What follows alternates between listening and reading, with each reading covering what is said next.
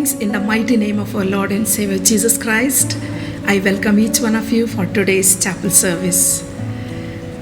Psalm 133 verse 1. Behold, how good and pleasant it is when brothers dwell in unity. This month theme is sharing with your family. Family is so important. So let's look to the Lord in prayer. Our gracious, loving Heavenly Father, we thank you and praise you for this morning chapel service. Father, we submit our lives into your hands, O Lord. Father, we thank you for your presence with us in pandemic situation, O Lord. You kept all of us safe, O Lord. We remember all the bereaved families, comfort them. Those who are still suffering in COVID wards, have mercy upon those patients and heal them, O Lord. Loving Lord, we thank you for the message you are going to give us and prepare us to listen to your word, O Master. Thank you, Lord. Be with us, lead us, and guide us throughout this chapel service. We ask this prayer in Jesus' name. Amen. On behalf of BBH family, I wish you a very happy birthday for those staff who are celebrating your birthdays during the course of this week. May God bless you and continuously lead you and guide you. I have a verse for you. For he will command his angels concerning you, guard you in all your ways. Psalm 91 verse 11. Newly joined employees, we welcome you all in our BBH family. May God continuously bless you as you continue to work with us in BBH. Now the choir will lead us in singing. Let us prepare ourselves to worship the Lord.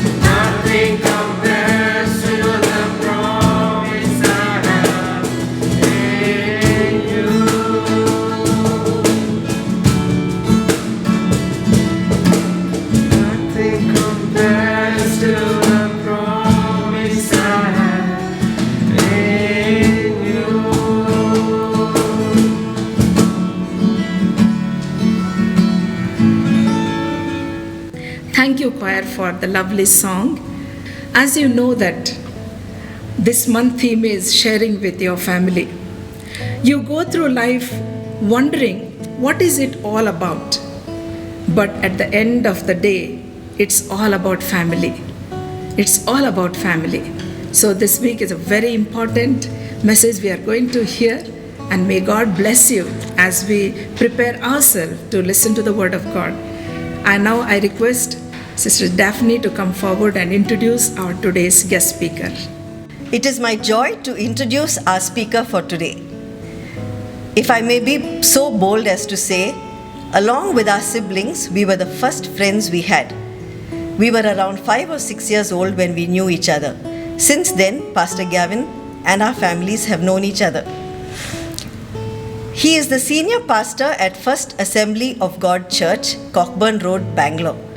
He has a BD, BTH, and an MTH to his academic credit. But more than this, I think it is his love for God and his people that is his true credential. I hand over this time for the word of God to be spoken through him. My dear friends, I miss being with you at the chapel in Baptist Hospital with all those amazing doctors, nurses, and hospital staff. It's always a joy to come there and walk through that place, to talk with you, to share with you.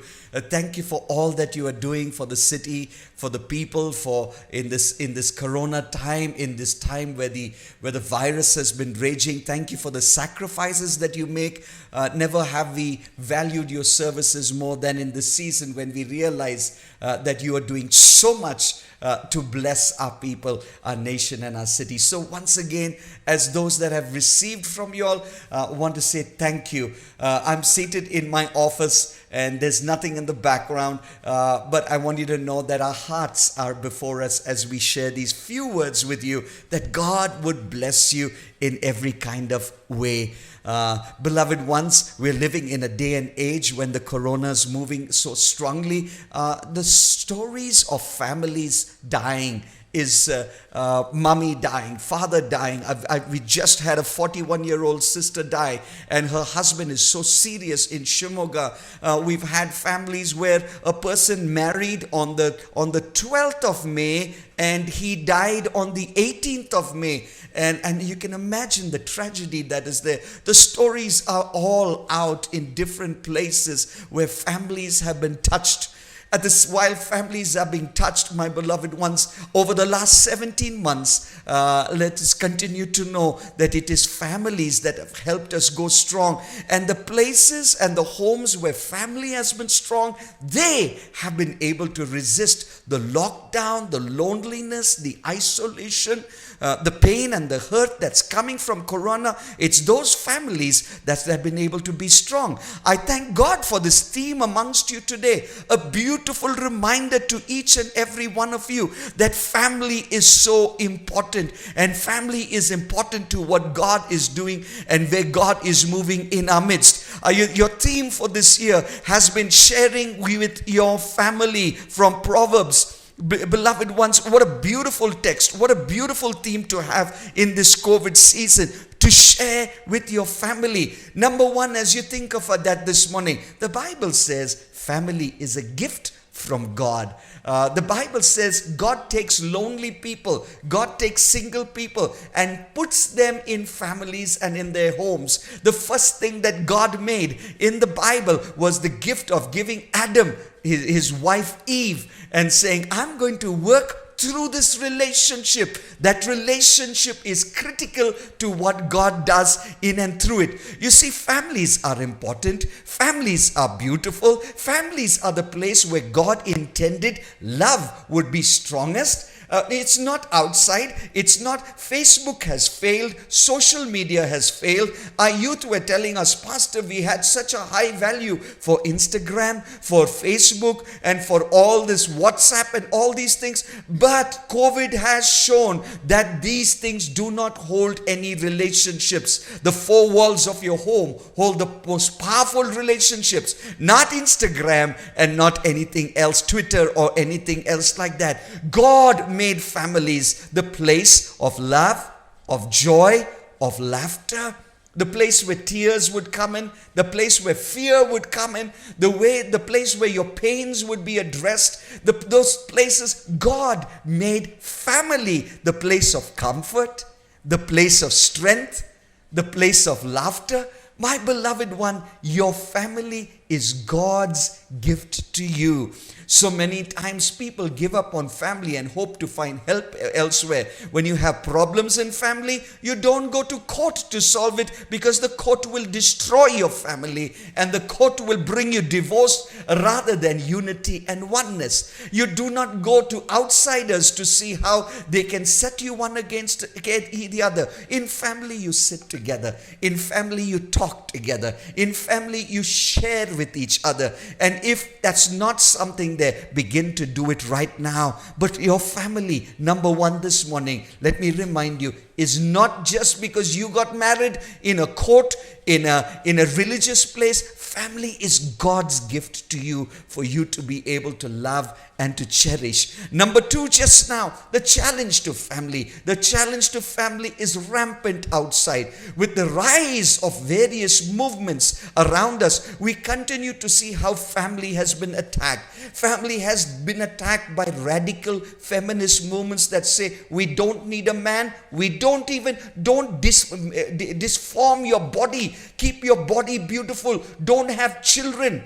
Oh, my beloved ones, those kind of movements have decided that humanity will cease to exist here and now. Those kind of movements that begin to say, we are free, we can get a divorce, we want divorces faster, we want divorces quicker, we're willing to pay money to get divorces, we're willing to pay money to send the children away, let them go and study somewhere else. We do not want to invest in family, we don't want to invest in their lives. My beloved one, the COVID season has been a season when I look and say, my children have been stuck to me for the last 17 months, and oh, how I love it. They were not in the college, they were not in those places, they were stuck to me, and we've been having 17 amazing months. My daughter was in Chennai, and my daughter came back home, and she's been stuck with us. Where do you get 2 months where your daughter is with you? You don't get leave like that. My beloved ones, family is under attack. Family is under strain. The world order that is coming in is a world order that wants to make money out of your marriages and greater money out of your divorces, your pain, your struggles, your hardship. Yet, the family is the greatest resource when you can cry on each other's shoulder, when you can speak a word of love, and you can speak a word of healing, and you can speak a word of comfort. Don't neglect your family. The COVID season, in various cases it says husband-wife abuse has been so high, and parent-child abuse has been so high. My beloved ones, there's only one reason for it. Because we don't understand the value, the beauty, the goodness of family. Well, I continue to remind you this morning, family is God's gift. Because it's God's gift, the enemy will attack it. But thirdly, this morning, Apostle Paul talks in the book of 2 Timothy, and he's talking to one of his friends, a fellow worker, and he's talking to Timothy, and he's telling Timothy, Timothy, I remember being with you, and in 2 Timothy 1:4-7, he says, I remember your tears. I remember, Timothy, I want to see you because I want to be encouraged by you. And then he tells Timothy, I am reminded of what beautiful faith you have. And I'm reminded that this faith that you have in the times of trial and testing and hard times, that faith first dwelt in your grandmother Louis. Then your grandmother Louis gave it to your mother Eunice. And your mother Eunice, he says, I am sure that same thing dwells in you. And there was a relay. Grandma passed it to Mama. Mama passed it to Timothy. And Apostle Paul is saying, hey, that encouragement and the gift of family goes on in every struggle. Timothy was going through difficult times. And Apostle Paul is telling him, in the midst of your struggle, Timothy, just remember what grandma gave to mama and what mama gave to you. And I want to remind you just now, beloved ones, it's what you leave with your families. It's what you give. Your children will write stories. Your families will write stories. And I pray that the story they write is not how terrible COVID was, but they write a story and say, Papa and Mama loved us. Our family was a place of peace. There was love, there was laughter, there was food, There was beautiful times when we watched beautiful programs. We laughed. We rejoiced. We strengthened one another. We encouraged one another. We blessed one another. We are so delighted with what God has for us. My beloved ones, I pray that in this season that you will be able to say, God blessed me with family. And what was with grandma was with Amma, is with me, and is going to my children. Pass the gift of love on. Don't pass anger. Don't pass frustration. Don't pass turmoil. Don't pass hopelessness. Don't pass fear. Pass on encouragement. Pass on love. Pass on gratitude. Beloved ones, Jesus loves your family. God loves your family. It's God's gift to you. Treasure that family. There's a beautiful verse that was for today. It talks about a mother and says she rises while it is yet night and provides food for a household and portions for her maidens, from Proverbs 31 verse 5, talking about the role of a mother. But I pray today, you will not be the mothers here will not be just mothers that rise up to give food, but their love, their tears, their prayers, their faith, their hope, their strength, their comfort. The generation will live on and say, one COVID season came, but mama left us, dada left us love, left us laughter. There were so many things we done in that season, and God was great to us. So Apostle Paul tells Timothy, grandma, mama, give it to you. I want you to pass it on. And so he says, fan aflame the gift of love. He says, yes, he says, fan aflame the gift of power, of love, of self-control. But I want to highlight that second thing. He says, let love become a fire. That fire will put out all other fires. The fire of love that you pass one to another is powerful. Don't let the devil tell you that everything is lost. Whatever your gift, whatever your pain, love is a fire that can put everything out. I speak to you and I pray, Father, I pray for every member watching this program this morning. I pray for them. I pray for their families where there's hurt, where the devil is lying and saying, leave, let go, give up. Lord, I pray for each of them that they will know that God says, hold on, hold on. Let the fire of love burn, because love can destroy hurt, bitterness, pain, anger. And in this moment of loneliness and isolation, your family will be covered with love. In Jesus' name we pray. Amen and amen. God bless you. Well, we have to thank God for the word that has come to us in a real way. I pray that God would minister to our hearts. Shall we look to God in prayer as we commit our day before us?